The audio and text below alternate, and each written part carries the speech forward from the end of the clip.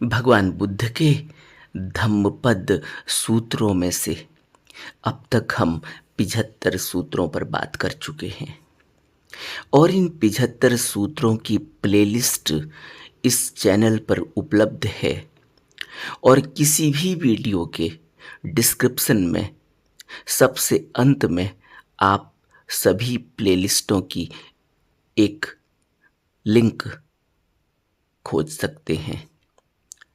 यहाँ धम्मपद सूत्र के लिंक भी लगे हुए हैं। उस प्लेलिस्ट को जैसे ही आप क्लिक करते हैं आपके सामने 75 सूत्र बुद्ध के आ जाएंगे। आप उन सभी का लाभ ले सकते हैं। आज हम भगवान बुद्ध के द्वारा बताए गए धम्मपद के 76वें सूत्र पर बात करेंगे। यह 76वां सूत्र पंडित वग्गो यानी पंडित वर्ग से लिया गया है। इस 76वें सूत्र में बुद्ध श्रावस्ती के जेतवन में राध थेर को उपदेश देते हुए कहते हैं, अच्छी और वर्जनीय बातों को बताने वाले और स्पष्टवादी उस पंडित की सेवा में रहो। उसकी सेवा करने से तुम्हारा कल्याण होगा, तुम पाप के भागी नहीं होगे। अच्छी और वर्जनीय बातों को बताने वाले और उस पंडित की सेवा में रहो। उसकी सेवा करने से तुम्हारा कल्याण होगा, तुम पाप के भागी नहीं होगे। निधिनं व पवत्तारं यं पस्से वज् दस्सिनं निग्गह्यवादिं मेधाविं तादिसं पंडितं भजे तादिसं भज मानस सेयो होती न पापियो।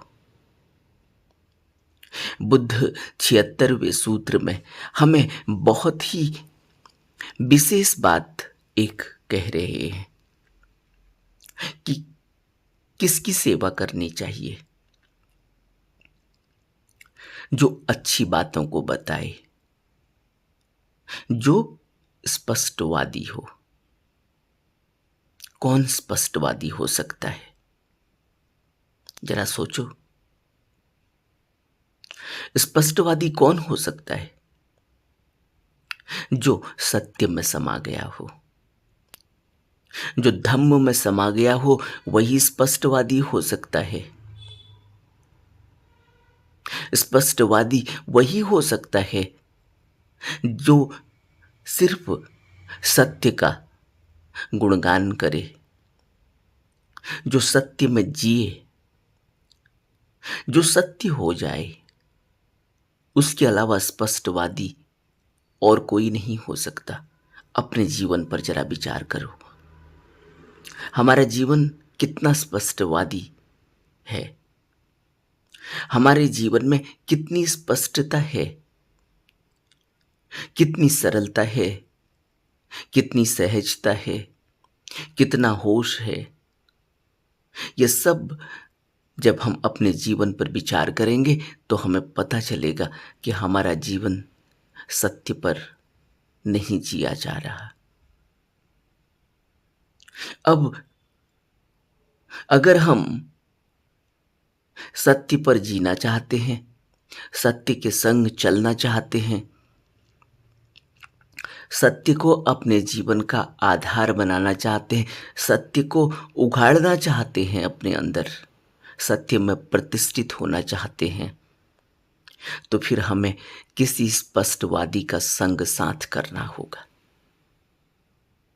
अब स्पष्टवादी कौन मिलेगा, कहाँ मिलेगा, कैसे मिलेगा? इसीलिए बुद्ध कहते हैं कि पंडित की सेवा, उस पंडित की सेवा में रहो। पंडित का अर्थ समझना बहुत जरूरी है। पंडित का अर्थ यह नहीं करना चाहिए कि जो किसी मंदिर में बैठकर पूजा पाठ कर रहा हो, या जो किसी की जन्म पत्री कुंडली बना रहा हो, या जो किसी का हाथ और उसकी लकीर, माथे की लकीरें देख रहा हो, या जो किसी को कोई पत्थर कोई पत्थर की अंगूठी या कोई धातु या कोई स्वर्ण, हीरे की हीरे से रचित कोई आभूषण पहना रहा हो और यह कह रहा हो कि तुम्हारा सब कुछ अब ठीक हो जाएगा, तुम यह धारण कर लो, तुम्हारे ग्रह अभी खराब चल रहे हैं, फिर ठीक हो जाएंगे। जो भी तुम्हें इन बातों में उलझा रहा है, समझ लेना कि न तो तुम स्पष्टवादी किसी पंडित के संग साथ में हो और न ही तुम्हें किसी ऐसे पंडित की आवश्यकता है। पंडित का अर्थ बुद्ध यह नहीं करते। पंडित का अर्थ बुद्ध करते हैं जिसको बुद्धत्व उपलब्ध हो चुका हो, जो ब्राह्मण हो चुका हो, जिसके अंदर वह ज्ञान, वह रहस्यमय आलोक उपलब्ध हो चुका हो, जो उस आलोक में नहा चुका हो, जिसके अंदर वह रोशनी प्रकट हो चुकी हो, ज्ञान की रोशनी, उसको बुद्ध पंडित कहते हैं। साधारणतया पंडित की परिभाषा समाज में बिल्कुल बदल गई है, लेकिन यह परिभाषा बुद्ध की नहीं है। बुद्ध पंडित है। कोई ऐसा बुद्ध चाहिए, कोई ऐसा पंडित चाहिए जिसको निर्वाण प्राप्त हो चुका हो, जो सहज और सजग हो चुका हो। उस पंडित की सेवा में रहो। अब सेवा क्या करनी है? क्या बुद्ध के पांव दबाने हैं, बुद्ध के हाथ दबाने हैं, बुद्ध को पंखा झलना है, या बुद्ध को भोजन कराना है? क्या है पंडित की सेवा? पंडित की सेवा है कि उसके द्वारा बताए गए उपदेश को, उसके द्वारा बताए गए धम्म को अपने जीवन में उतारने के लिए प्रयास करना, यानी अभ्यास करना। इसे पंडित की सेवा करना कहते हैं। पंडित की सेवा करने का अर्थ यह नहीं लगाना चाहिए कि कोई हम बाहर की सेवा करेंगे, उसको नहलाएंगे, धुलाएंगे, उसको इधर उधर घुमाएंगे। यह सेवा नहीं है, यह बाहर की सेवा है। लेकिन असली सेवा जिसको बुद्ध कह रहे हैं, पंडित की सेवा करो, पंडित की सेवा में रहो, यानी पंडित के द्वारा बताए गए उपदेश को अपने जीवन में उतार लो, यह पंडित की सेवा है। इसी को संतों की सेवा कहा जाता है। ये जो हम बाहरी सेवा करते हैं, इस बाहरी सेवा से तो हमारे अंदर नम्रता पैदा होती है, हमारे अंदर एक माहौल पैदा होता है ध्यान करने का, अभ्यास करने का, हमारे अंदर स्वीकार भाव पैदा होता है, सरेंडर पैदा होता है। इसलिए हम बाहर की सेवा करते हैं।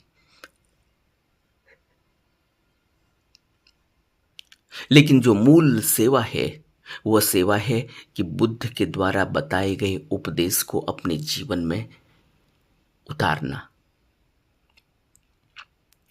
अब आगे बुद्ध कहते हैं, उसकी सेवा करने से तुम्हारा कल्याण होगा, तुम पाप के भागी नहीं होगे। हम पाप के भागी कब नहीं होंगे?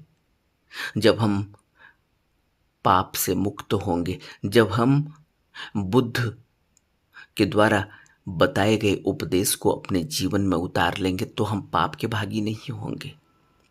जब हम बुद्ध के बताए हुए रहन सहन को, बुद्ध के बताए हुए अनुशासन को, नियम संयम शील को अपने जीवन में उतार लेंगे, तब हम पाप के भागी नहीं होंगे। सोचो, कोई व्यक्ति हिंसा करता है, उसका हिंसा करना पाप का भागी होना है। और जब वो व्यक्ति शील के नियमों का पालन करता है, हिंसा नहीं करता, तो वो पाप का भागी नहीं होता, वो पाप से मुक्त हो जाता है। बस इसको बुद्ध कहते हैं कि तुम आर्य अष्टांगिक मार्ग का पालन कर सको अगर, तो तुम मध्य मार्ग के सहारे निर्वाण तक पहुंच सकते हो।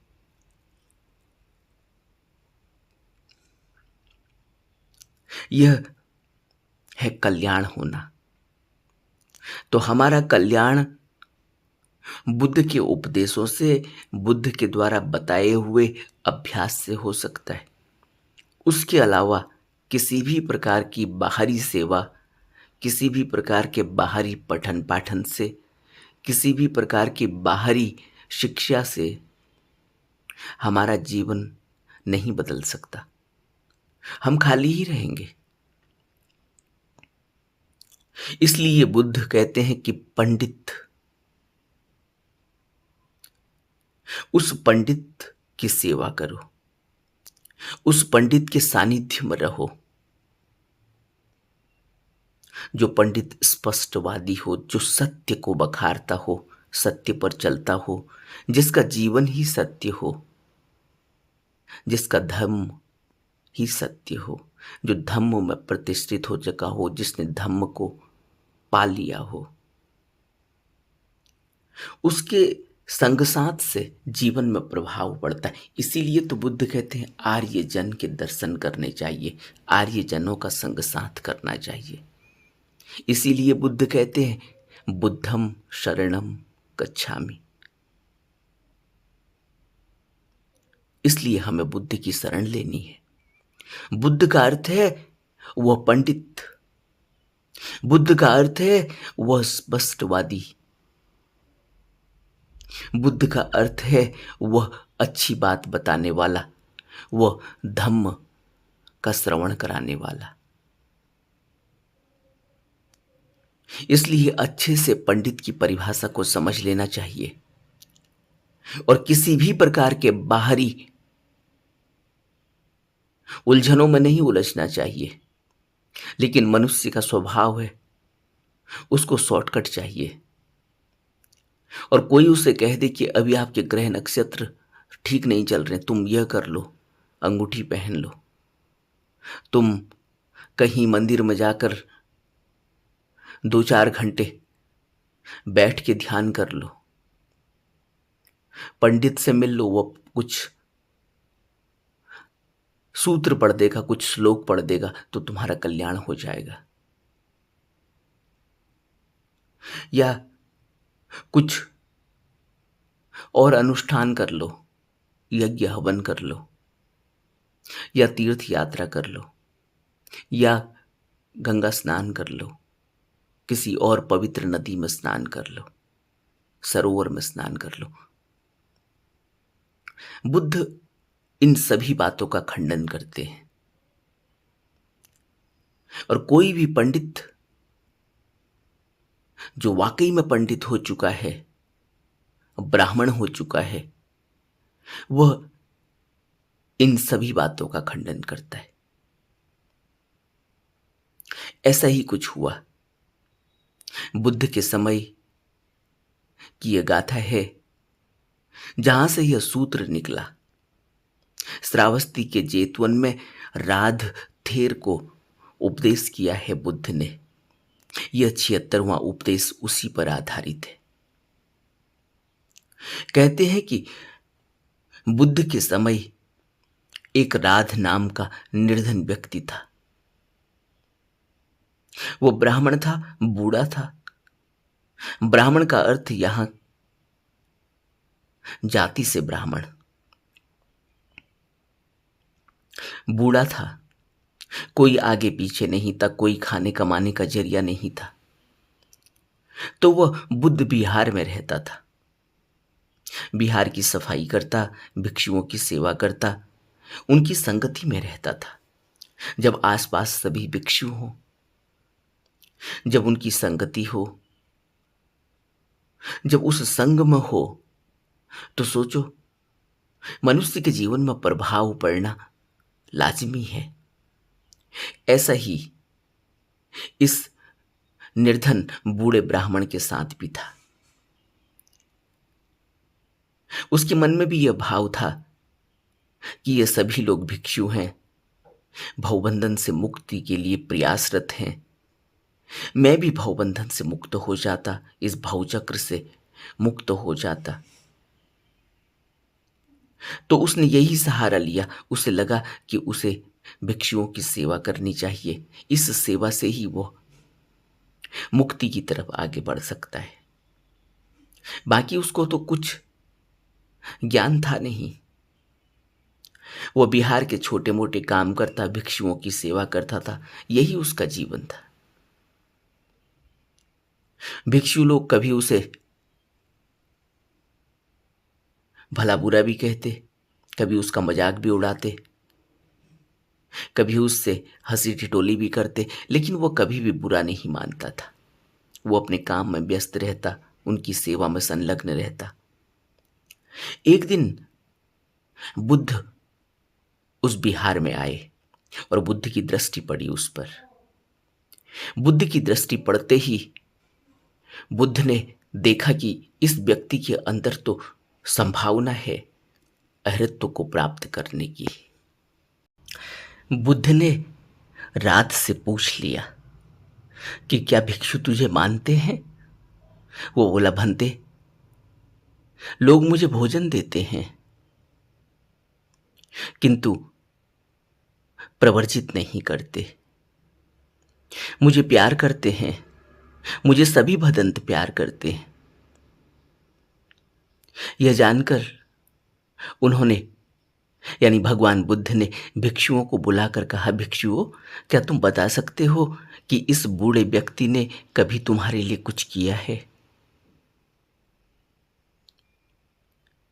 सभी भिक्षु चुप हो गए। सभी जानते थे कि यह बूढ़ा सभी भिक्षुओं की सेवा करता है, लेकिन उन भिक्षुओं में से सारिपुत्त भी वहां थे। सारिपुत्त भगवान के प्रमुख शिष्यों में से हैं। सारिपुत्त ने कहा कि भगवान, मुझे मालूम है इसने मुझे एक दिन चम्मच भर चावल दूसरे से दिलाए थे। तभी भगवान उसी भाव से बोल उठे, अगर ऐसा है तो क्या तुम्हारा भला करने वाला इस व्यक्ति को क्या दुनिया के दुखों से निजात दिलाने के लिए तुम इसकी मदद नहीं करोगे? इसने तुम्हारी मदद की है, तुम्हारा भला किया। सारिपुत्र ने भगवान को नतमस्तक किया और उसी समय स्वीकार किया कि हाँ, इसको प्रवर्जित करना चाहिए, और तुरंत ही उसको प्रवर्जित कर दिया। और कहते हैं कि जब वो भिक्षु बना, कुछ ही दिनों के बाद उसको अहृत्व की प्राप्ति हो गई। उसने दिन रात जब भी उसको वक्त मिलता वो अभ्यास में लग जाता, ध्यान में बैठ जाता। भगवान जेतवन विहार में विहरते थे। उन्होंने भिक्षु राध की प्रशंसा की और सभी भिक्षुओं को बताया कि अगर तुम्हें ऐसा व्यक्ति मिले जो तुम्हें यह बताए कि खजाना कहाँ है, तो किन चीजों से बचना चाहिए और किन किन सावधानियों का पालन करना चाहिए, तो ऐसे व्यक्ति का साथ करो, उसकी पालना करो।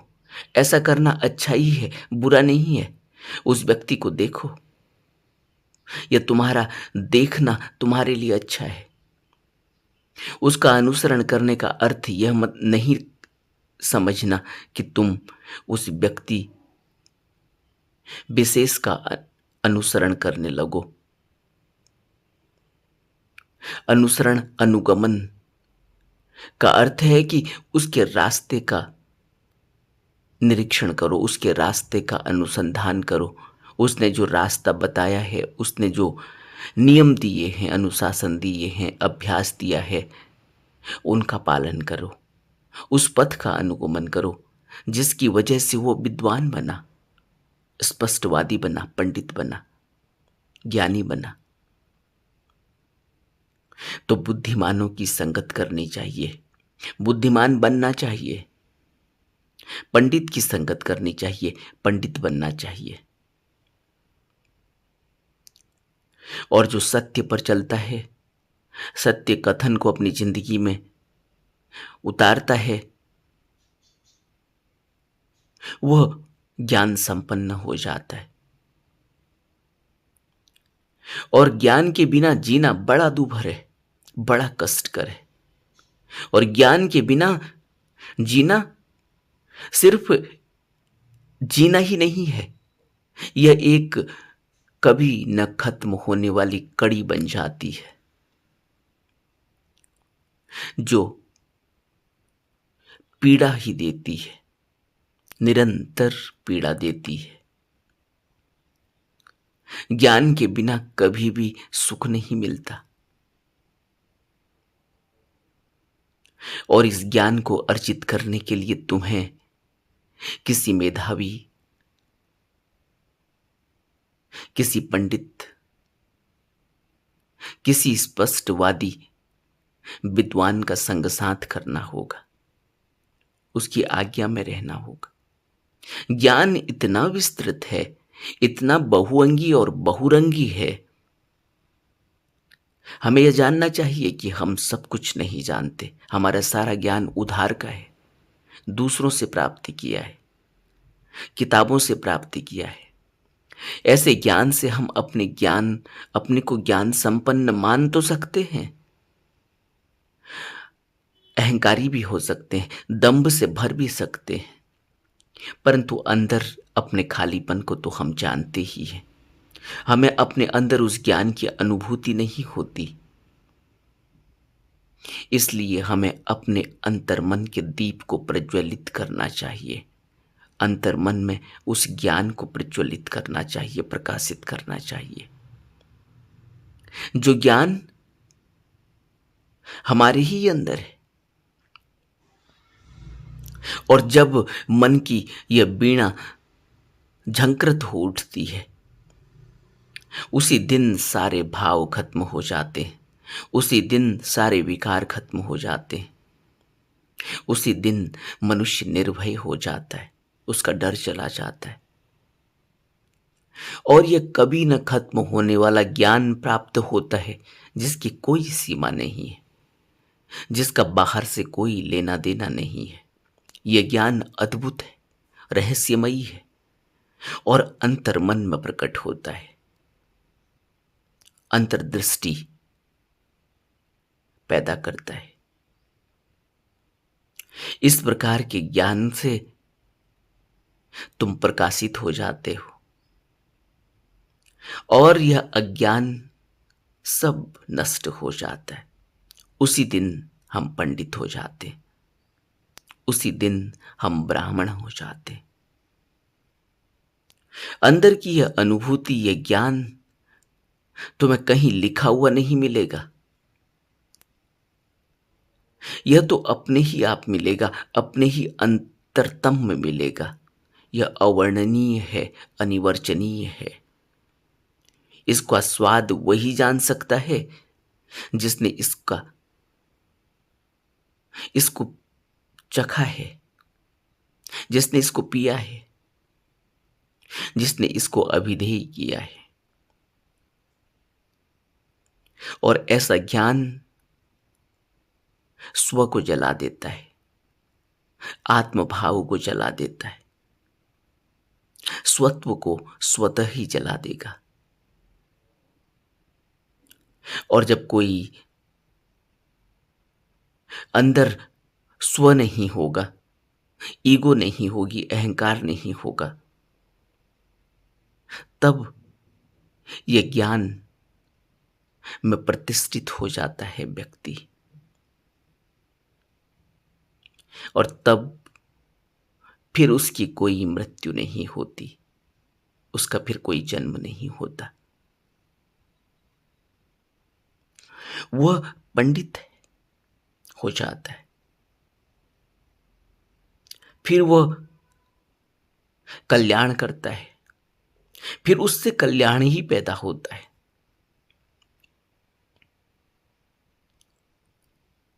सज्जनों की संगति करनी चाहिए,